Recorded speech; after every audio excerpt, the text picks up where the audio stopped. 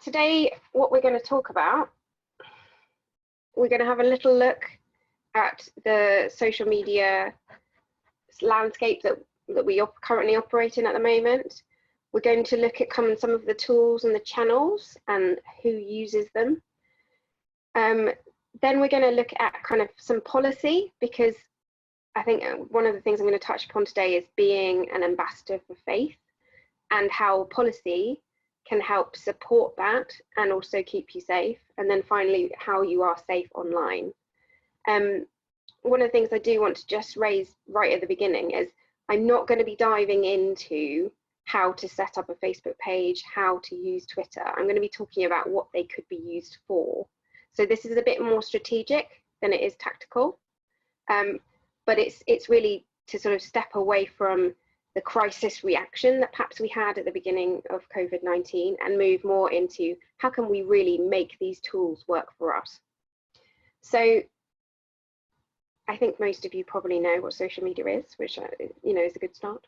So it's immediate, it's interactive, it's conversational, it's open-ended, it's amazing, but with it comes opportunity and risk, so we'll talk through some of those things today.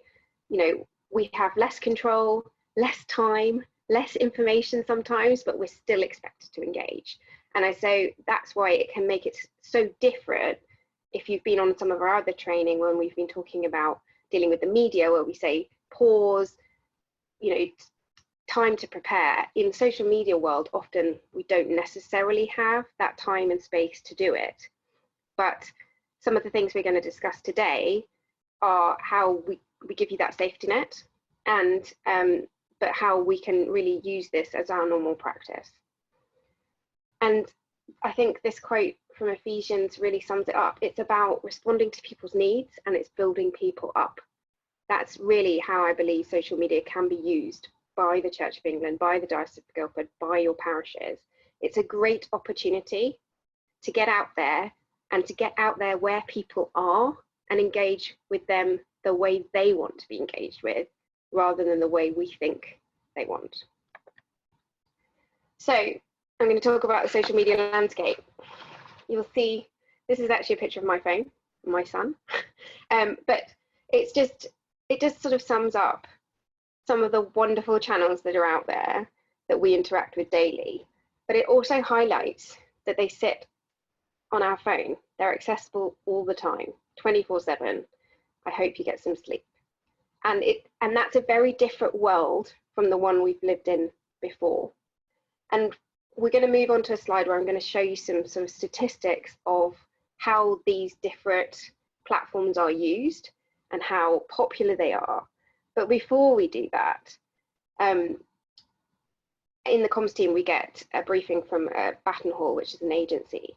And in their last briefing, they said that they've seen in 10 years of technology evolution taken place in 5 to 6 weeks. Because we are at home, because we can't interact with each other in person, these technologies, these tools have become so important. For example, Zoom is the most downloaded app on iTunes at the moment, #1, followed by TikTok and House Party. Now, I'm going to put my hand up here. I didn't have any of those apps until 5 or 6 weeks ago. And I work in communications. So it just shows this is a really fast changing world that we live in. So on that note, I'm going to put a disclaimer here. So this is data taken from the 30th of April. It was correct then. It's probably out of date now. But again, it's taken from Baton Hall, and in the how-to guide that I'll be sending you, there's a link there that you can actually sign up to get that yourself. So you can get the latest data coming out. But basically, the pandemic has boosted all channels. Why? Because we want to make a human connection. We want to see people. We want to engage with people, and we'll do it anyway. Some staggering figures. 3 billion users logged into a Facebook platform. So that's Facebook, Instagram, WhatsApp, or Messenger in the last month alone. We had 2 million users for YouTube and WhatsApp, 2 billion, that should say. I've actually seen this mistake. And Twitter, which is slightly more niche, had 166 million. I haven't put TikTok on there, but I'm sure somebody's going to ask, so I'm going to pull it out. They have 800 million users. I think they had a rapid growth of something like 50,000 people downloaded it in a day, and 1 billion videos are watched daily. It's absolutely crazy.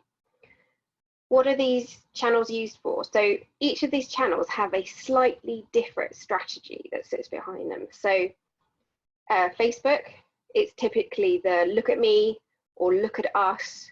It's the sharing of the personal and public with, and it's about building relationships, building a community of like-minded people. We tend to find those people that share the same common interest, and we join a group and become part of that.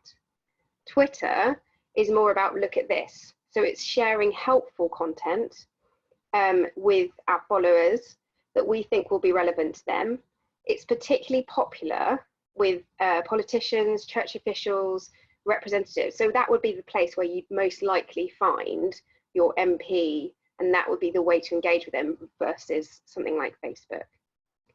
YouTube, very video content led, or expected. So, I mean, some people just use it to house all their video content, but it's typically used to go and find out how to do something that you've never done before, or music videos, or just to share an experience. And so I think we've obviously seen over the coming few weeks that it's been to share perhaps your Sunday service and to share that experience with those people that want to see it. And interact with it by liking, commenting, subscribing, all of those things. And it's a good way to signpost to your website. And then we have Instagram, which is very image centered. It's about building connections through liking and interacting with others. Great place to share beautiful images of, well, just beautiful images, or a Bible quote, perhaps a powerful testimony from your church, a day of celebration, that kind of thing. And then we have TikTok. So this is video centered again, like kind of a YouTube, but it works more like an Instagram. So this is where you're liking, building connections, and interacting with others. I mean, I've been getting quite interested in this and looking at and kind of what the opportunities are here. There is a growing faith piece in this, where we're seeing young people sharing Bible quotes or encouraging word or scripture. And then what TikTok's really known for is kind of lip sync videos, dog videos, dance challenges. But we're starting to see actually people using those to deliver Christ's message. So they're jumping on a really popular bandwagon, and they're using it for that. Now I haven't listed them on this slide because I'm sure it's going to change over time. And I think these are the ones that probably stay the most the same for the time being. So if we then move, what's the audience for these channels? So Facebook, it's a fairly even demographic across all of the age groups, but we are seeing the fastest growing demographic is the +65. So, and I don't know, many of you may have heard this point, oh, Facebook's not where the kids go anymore, it's not popular. Well, actually, that's not true. It still reaches the largest group of 13 to 17-year-olds across all platforms. But you just have to remember, 3 billion users connect into this. No wonder you're going to reach the biggest group. But it is something to bear in mind. It's a great way to reach parents, to reach young people and grandparents all in one. Instagram, there is a very dominant age group, which is 18 to 24, and it does reach 52.9 million 13 to 17-year-olds. So there is clearly a lower age demographic on that one. YouTube, fairly consistent across the board, although interestingly enough, when I was doing this research, it's not that popular with those post-retirement age, which I'm not sure if that will change post-COVID. And then you've got Twitter. 70% of its users are under 44, which is interesting because I think actually most people have a Twitter account, but this is looking at actually who's using it and who's the most vocal on it and using it to speak to someone. I haven't put TikTok on here, mainly because I couldn't find up-to-date stats on it. Even Baton Hall didn't have it. Pre-COVID, 44% of its users were 16 to 24, but I think that probably has dramatically changed, bearing in mind 800 million subscribers.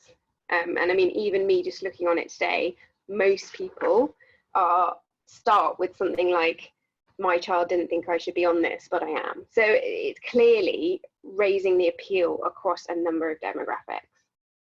So if we look at one particular age group, and I've chosen the contentious age group because I think a lot of the time people say, you know, actually we need to be careful how we communicate with children and young people. So I've taken this from the Ofcom report, which looks at kind of what are the habits of a 12 to 15-year-old. Now, I will let you read that in your own time. We will share these slides. But it's really interesting that 83% have their own smartphone. 69% have their own social media profile. 89% use YouTube. And just knowing that helps you get a kind of an idea of how you might engage with this particular group. But there are some other things that you need to think about. And this is why, like today, I'm talking more strategic rather than tactical. You need to be aware of the tools that you're using, the policies that they have. So for example, this is a 12 to 15-year-old. The age restriction on Facebook, Instagram, Snapchat, TikTok, House Party, YouTube is 13. They should not have a profile before they are 13. WhatsApp, it's 16. So it's really important that you are aware of that and you're not encouraging activity that is out of policy and potentially a safeguarding issue. But it's really useful to understand what they're looking at, and they might be looking at things through their parents' accounts, which is probably more likely. And so it's, you know, they're again very interested in video content. But this type of thing is really important to think about. And if you go to internetmatters.org.uk, that looks at actually some of the safety online and how to engage with young people and what are apps and tools that you could use best for them. But I mean, if you're just thinking about it, the fact that Facebook allows young people up to 13 to start using it, and you get parents and grandparents, I think there's probably an opportunity there to be engaging with the entire family to encourage a young person to be doing something with your church. And it's these types of things and these types of conversations that you can be having to identify what your best social media strategy is. So we move away from that specific audience and we move back to the channels. This is just a quick page on, because I know I said I wasn't going to dive into the details of the channels. So this is a real high level detail of how long content lasts and some of the things to consider. So as you can see, on Twitter, it lasts 18 minutes, which is why there is this recommendation that you post 3 to 5 times a day, and that you might post the same thing, because if after 18 minutes it's forgotten, then actually if you post the same thing in a couple of hours, you will get a different audience that are following at that period of time. It shows you some of the best times to engage, how suggesting, I mean, obviously they've removed the restriction of how many characters you can write, but there is still research that shows if it's under 100 characters, it is going to be more effective. On Facebook, it's going to last 5 hours. So therefore, there's a suggestion to only post once or twice a day. Interesting enough, even less characters on Facebook than there are on Twitter.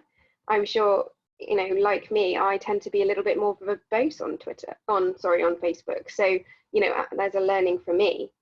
And the importance of having video, photos, imagery to accompany what you're doing. And for Instagram, again, short and sweet, the content is around the imagery. So we've talked through those, and I think what the coronavirus did was it meant we sort of jumped in, because we had to have the tools in place, we had to start engaging, we had to be where we thought our audiences were. What I want to kind of do now is to perhaps just pause and think through a few things before we jump into using those tools. So what I'm suggesting is we perhaps dip our toe in instead. So now that things have calmed down a little bit, you know, we've gone where we needed to go, now's the time to really sit back and say, right, what are the channels that I need to spend the time and effort on? What are my priorities and how do I do it? So there are many channels out there and we can't do everything for everyone. So I think there's a few things that you should consider. So have you agreed what you're trying to achieve? What are you trying to achieve with your social media? If it's just awareness, you want it everywhere, then maybe running all of your channels at 50% is fine. But if it is about growing your community, it's about growing the influence of the church in the community, it's about having the opportunity to express the word of the Lord. And then you need to then look at where do you want to do that? What's the priority? So, and if you build a channel, have you got a group of people that are willing to moderate, to share content, to manage interactions? And if not, then I would say, please pause and follow and do these three things. So firstly, what's your priority? As a parish, as an individual, what group of people or what common interest or what particular issue do you want to focus on? And then the question is, where are they? So what channel is the one most likely for you to be able to engage with them? And then join that channel. So it might be a community group. So we saw a rise of communities, groups built up about helping each other. You might join that group. So join them, listen, you know, don't dive straight in, listen. What do people need? What do people want? How can you help? So that's, you know, that's enough. And then engage, then start talking, maybe sharing content, sharing information, and do one channel really well. So really focus on how you can build that up, manage it well, because as we said at the beginning, social media is 24/7. So we need to have a plan. We need to have a way of dealing with those questions that come in late, weekends. You know, it can't be, I'm here Monday to Friday, 9 to 5. That's not how social media works. So just, and focus on doing one channel really well. And then once you've got one channel working really well, then look at what's your next priority, what's your next plan. And here I can plug, we've got some training tomorrow about communication planning, which if you're interested, it's on at 12 o'clock tomorrow. So, you know, all welcome. But it's really about what you're trying to achieve and what's the plan that you can put in place around that. So I know it's really tempting to jump straight to the solution, but if you can take a step just to have a pause, and I know it's really difficult during this period, please do. So then I'm going to sort of move tack a little and move into social media policy. So why do we need a policy? Well, the idea is to help you, office holders, employees, to fulfill your roles and also keep you safe. We have had one in the Diocese of Guildford for many years. We've just updated it recently in line with the Church of England Digital Charter. But I think it's always really important as a parish or as a community to have a set of agreements, of principles, of values that you will work towards, so that you can all be safe and also and be clear about what's happening and how, where. So I'm not going to go into all of the detail. In your how-to guide, there's a 2 pages of what the policy is, and all the detail and where you can find links to things, but I'm going to touch on some of it today. So it's pretty self-explanatory. As Christians, our online behavior should be the same as our offline behavior. So if we wouldn't say something to someone's face, let's not say it online. It doesn't change our understanding of confidentiality, responsibility, Christian witness, and it should be consistent with the values that we live by. And so we should be responsible for everything we do, say, and write online. And I think sometimes that can be confused. I'm not going to touch upon be safe, protect yourself, protect information, because I'll talk about that later. But it's really important just to take responsibility for what you're saying, credit others. You'll see in the social media policy that we actually thank a number of dioceses, just because we're not reinventing the wheel. We're building on best practice all round, and it's important to share that. I think look at your behaviours, be respectful, be kind, be honest, disagree well. You know, you will never have the same viewpoint in a, I mean, 3 billion users on Facebook, everyone's going to have slightly different views. So it's about allowing people to express their views without diminishing someone else's. And then we talk about being a good ambassador. And so this bill brings us on to being a faith ambassador. And I think this verse from 1 Timothy sort of sums it up. Set an example for believers in speech, in conduct, in love, in faith, and in purity. So, you know, your role, people will associate with the Church of England. They will associate with faith, with the diocese, with your parish, and as an individual. And that's a lot of responsibility. But within that comes this amazing opportunity, just by living your faith and demonstrating it in everything that you say and do. You get the opportunity to be indirectly to be such an influencer without even having to try and set yourself up as an influencer. So, because ironically, brands spend loads of money, companies, on becoming influencers, when actually everyone that represents the Church of England is already an influencer in their own right. Jesus was probably the ultimate influencer, although probably not, you know, he wasn't born in these times, but you wonder what he would have done if he'd had these tools at his disposal to spread the gospel. But it is really important that you protect yourself. And so we're going to finish with just some top 10 tips of how to be safe online. Most of these are really self-explanatory, but I think it is just important because social media, because it is 24/7, because it is in your pocket, because it is on your phone, we can easily forget that you're giving away too much of yourself to everyone else. And we need to be clear about the boundaries between your private and your public life. So the first ones are really around privacy settings and passwords. They should be self-explanatory, but it's amazing how many people do it. So make sure you check your privacy settings on your Facebook profiles. If you're a vicar and you've got a high profile role, one of the things I'd suggest is looking at the settings on your Facebook profile. We've seen two things happen. We've seen people who have their public vicar profile on Facebook, and then they have their private friend profile. Or you have a setting where you can have one profile, but perhaps you list your congregation as acquaintances, and then you list your family and friends as friends. So it means that they'll get a slightly different thing when you share stuff on your Facebook page. Use different and strong passwords for each of your tools. Don't use the same one, because once one's hacked, it goes across the lot. And if you have to share passwords among each other, I mean, Amy and I obviously use a lot of the same tools. So we share our passwords through an app called Common Key, where you have to have a login, and then you can find the password out, but it is very secure, very useful to use.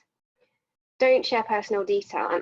And this is really difficult, I think, in our world, because actually a lot of the personal stories are the things that make a difference. People remember stories, they take them on board.